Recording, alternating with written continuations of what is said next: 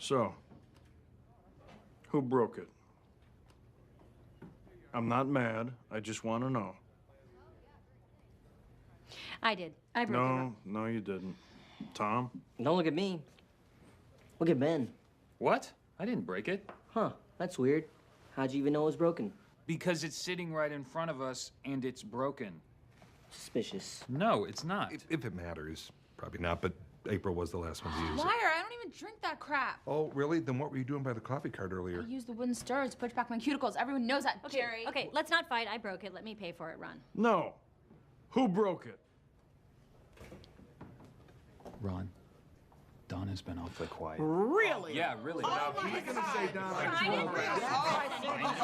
I broke it. It burned my hand, so I punched it.